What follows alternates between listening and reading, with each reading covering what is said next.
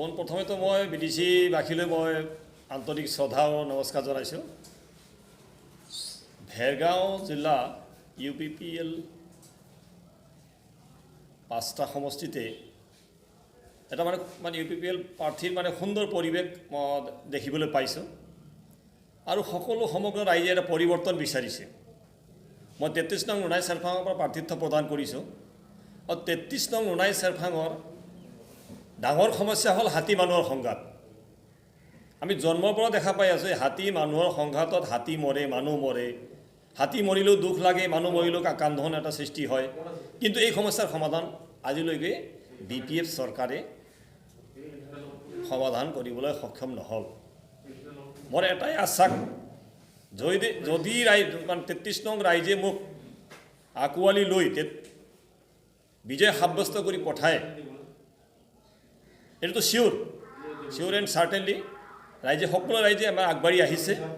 তো মোৰ এটা মেইন দাবী থাকিব যে BTC গভৰ্ণমেণ্ট সন্মানীয় প্ৰমোদ বড়ো ডাঙৰীয়াক চিফ বনাই তেখেতৰ জৰিয়তে এই যে BTCৰ উত্তৰে ইমূৰৰ পৰা সিমূৰলৈ যি হাতী মানুহৰ সমস্যা হৈ আছে, ইয়াক পাৰ্মানেণ্ট চলুশ্যন কেনেকৈ কৰিব পাৰি, যাতে হাতীও বাচি থাকক, মানুহো বাচি থাকক। আৰু এটা কথা আছে, যোৱা বিগত 17 বছৰ BPF দলে সৰু সুৰা কিছু সমস্যা সমাধান কৰিছে, কিন্তু খন্তেকীয়া সমস্যা সমাধান কৰিলে নহ'ব, পাৰ্মানেণ্ট চলুশ্যন। সকলো জাতি জনগোষ্ঠীয়ে এইটোৱে বিচাৰে, পাৰ্মানেণ্ট এটা চলুশ্যন হ'ব লাগে। যেনে জাতি মাটি ভেটি ইয়াত সমস্যা এটা আছে, ফৰেষ্ট এৰিয়া শ বছৰৰ পৰা মানুহবিলাক বসবাস কৰি আছে, তেওঁলোকে প্ৰত্যেক ব্যক্তিয়ে প্ৰত্যাপৰ্তন পাবলৈ বিচাৰে, এইটো হ'ব লাগে। আৰু এটা তেওঁলোকৰ এটা মাইনাছ পইণ্ট মই দেখা পাই আছোঁ, ৰাইজে জানা বুজা হৈ গৈছে আজিকালি। এই আঁঠুৱা কম্বল ছাতি দি মানুহ বুৰ্বক কৰিব নোৱাৰে। আৰু যি কথা তেওঁলোকে কামবিলাক কৰি আছে, অধিসূচনা জাৰি হোৱা এসপ্তাহ আগত তেওঁলোকে আধাৰশিলা স্থাপন কৰি আছে। এইটো আধাৰশিলা তেওঁলোকে 6 মাহ আগতে কিয় নকৰিলে? অধিসূচনা জাৰি হোৱাৰ এসপ্তাহ আগত যে আধাৰশিলা স্থাপন কৰি আছে, এইটো ৰাইজক এটা ভেক ভাওনা তেওঁলোকে দেখুৱাই আছে। এই স্পষ্ট ৰাইজে বুজি পাইছে। এবাৰ চব ৰাইজে পৰিৱৰ্তন বিচাৰি ওলাই আহিছে। ভেৰগাঁও জিলাৰ 5টা সমষ্টিতে আমি UPPL প্ৰাৰ্থী 5জনে জয়লাভ কৰি BTCত আমি শাসনভাৰ চলাম বুলি বিশ্বাস এটা আছে। আমাৰ অলৰেডি BTR চুক্তি হৈ গৈছে আৰু আজি BTR চুক্তিখন ৰূপায়ণ কৰিবলৈ আমি UPPL দলে এইবাৰ সক্ৰিয়ভাৱে অংশগ্ৰহণ কৰিছোঁ এই নিৰ্বাচনত।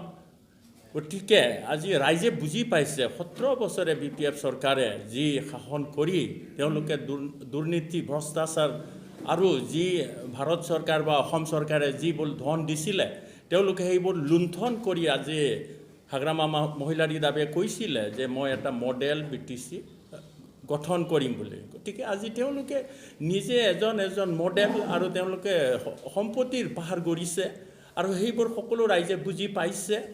আৰু বঞ্জাৰ দৈমাৰীৰ ক্ষেত্ৰতো তেনেকুৱাই তেখেতে আজি ৰাইজৰ কি কৰিছে, তেখেতে আশ্বাস দিয়ে, কাম কৰাটো একো নাই আৰু তেওঁলোকে বিশেষকৈ ৰজাৰ দৰে শাসন কৰি আছে। গতিকে তেওঁলোকক উফৰাই পেলোৱাটো আমাৰ দলে অলৰেডি টঙালি বান্ধি আমি ৰেডি হৈছোঁ আৰু ৰাইজেও আমাক দলে বলে যোগদান কৰি আমাৰ সক্ৰিয়ভাৱে তেওঁলোকেও এইবাৰ পৰিৱৰ্তনৰ খাতিৰত UPPL দলক আঁকোৱালি লৈছে। গতিকে মই সকলো ৰাইজক আহ্বান জনাব বিচাৰোঁ, BTR চুক্তি দফা ৰূপায়ণ কৰিবৰ কাৰণে আৰু দুৰ্নীতি ভ্ৰষ্টাচাৰ যি শাসন চলি আছে এইবোৰ উফৰাই পেলাবলৈ পৰিৱৰ্তনৰ বাবে আমাৰ UPPL দলৰ ট্ৰেক্টৰৰ ছবিত ভোট দি আমাক জয়যুক্ত কৰি আমাৰ এটা নিকা চৰকাৰ গঠন কৰাত আপোনালোকক কৰিবলৈ মই আহ্বান জনালোঁ। ধন্যবাদ।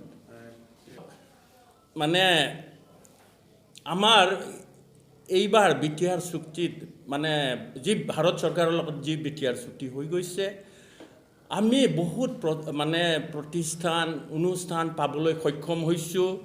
আজি হালিংদুৱাৰ সমষ্টিটো আমি এনেকুৱা ভাৰত চৰকাৰৰ পৰা ইনষ্টিটিউট অফ লাইভলিহুড মেনেজমেণ্ট এইখন পাবলৈ সক্ষম হৈছোঁ আৰু ভাৰত চৰকাৰে আমাক আশ্বাস দিছে আপোনালোকৰ BTR চুক্তি আমি বাস্তৱত ৰূপায়ণ কৰিম ইয়াৰ উপৰিও যদি আপোনালোকৰ কিবা অনুষ্ঠান প্ৰতিষ্ঠান যদি লাগে গতিকে আলিংদুৱাৰটো মই এজন প্ৰাৰ্থী হিচাপে মই সেইবোৰ কৰিবলৈ গৈ আছোঁ আৰু মই ৰাইজৰ লগত আলোচনা কৰিম তেখেতসকলক কি লাগে আৰু বিশেষকৈ আমাৰ যি মানে নিবনুৱা সমস্যা গতিকে আজি আমি অনুষ্ঠান প্ৰতিষ্ঠানবোৰ পাবলৈ সক্ষম হৈছোঁ সে চুক্তিটো ৰূপায়ণ হ'ব লাগে গতিকে আমি সেই তেওঁলোকৰ সমস্যা সমাধান কৰাত আমি সক্ষম হ'ম বুলি আমাৰ